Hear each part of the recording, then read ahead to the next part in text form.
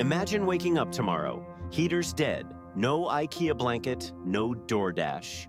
Just you, bone-cold air, and a very real chance you don't make spring.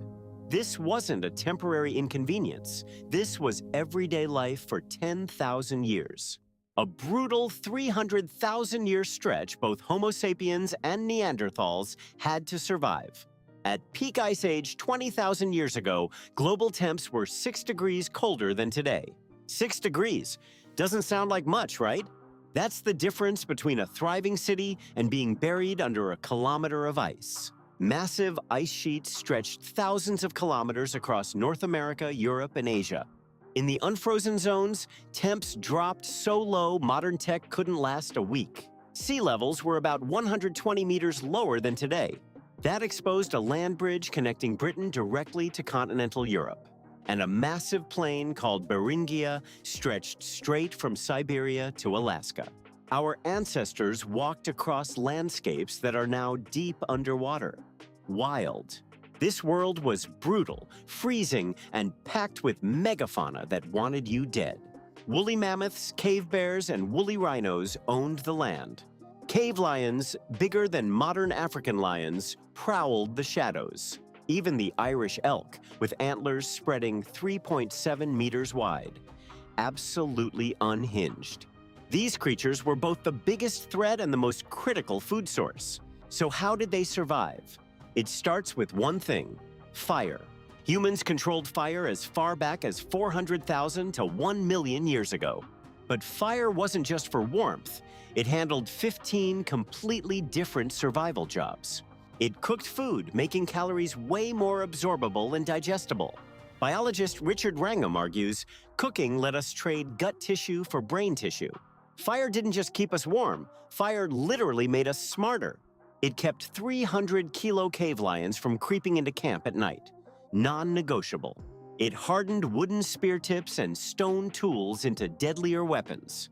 It lit 16-hour winter nights. Space for storytelling and serious social bonding. Most importantly, it dried wet clothing, the line between comfort and fatal hypothermia.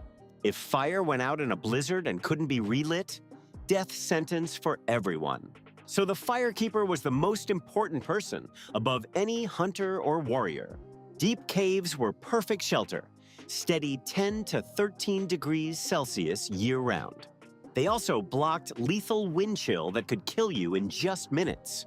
But humans didn't just crawl in and survive.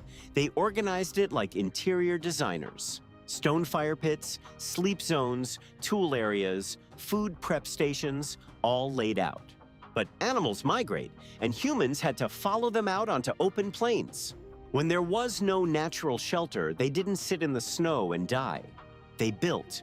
In Ukraine, Czech Republic, Russia, massive circular structures. These incredible homes were built almost entirely from mammoth bones and tusks. At Mezherich, Ukraine, 15,000 years old, hundreds of bones stacked into solid walls. No nails, no cement, just pure engineering, jawbones, femurs, tusks locked together. The bone frame was covered with stretched animal hides, windproof and waterproof. Some structures required bones from over 150 individual mammoths. The logistics are insane. They weren't grabbing random bones. They sourced specific pieces for specific load-bearing roles. Inside, fire pits, decorations, living space, real homes, not just shelters. Pop culture loves the lone survivor hero. That guy actually died. Every time. Real survival meant bands of 20 to 50 people, an unbreakable survival infrastructure. In food-scarce winters, the margin for error dropped to basically zero.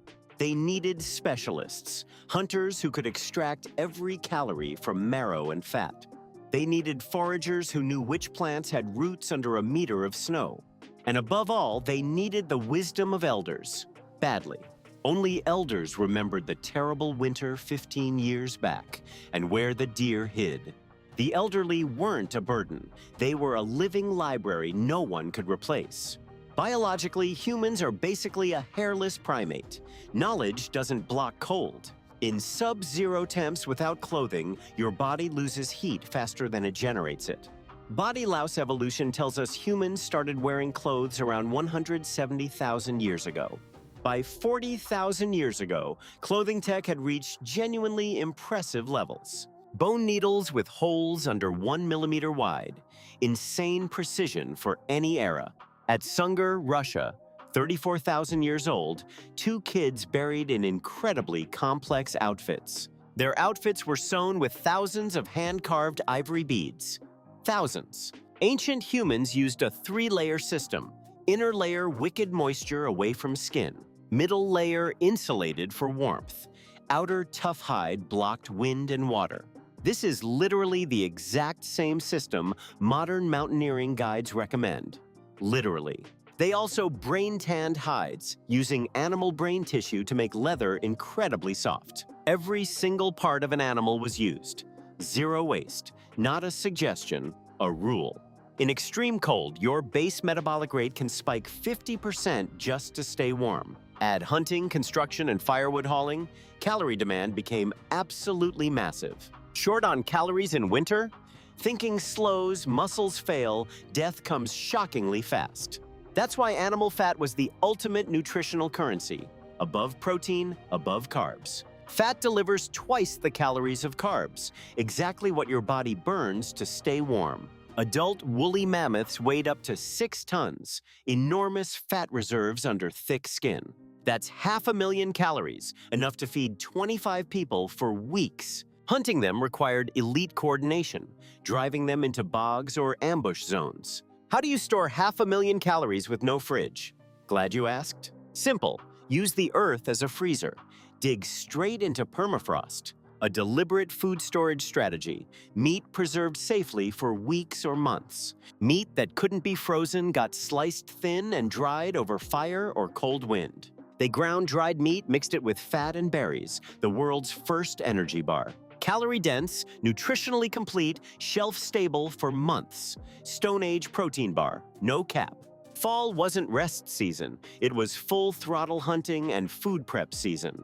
They deliberately over-prepared, buffer stockpiles against worst-case winter scenarios. Not every group stayed put. Sometimes the best cold strategy was just leave. Many groups moved from highlands to wind-sheltered river valleys for winter. River valleys blocked the cold and concentrated prey animals seeking shelter. 2 birds. Stone tool analysis shows people carried materials across hundreds of kilometers. They owned detailed mental maps of routes and migration corridors hundreds of miles long. Unlike animals, humans could anticipate the future and plan for problems not yet here.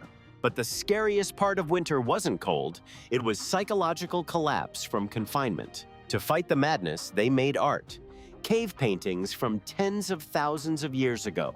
These weren't decoration, they were massive visual databases of animal survival knowledge. They invented music, bone flutes, and complex communal rituals for entertainment. These were psychological glue, feeding group strength and cohesion through winter. A community that stays unified survives. A group that fractures gets swallowed by the snow.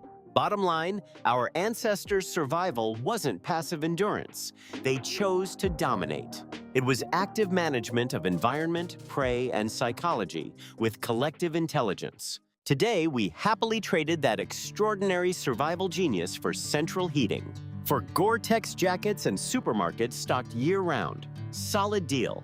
And the ability to order hot soup delivered to your bed at midnight. By every measure, that is an absolutely incredible trade.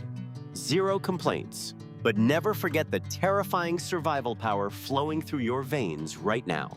If this blew your mind, hit subscribe, drop a like, and let us know below.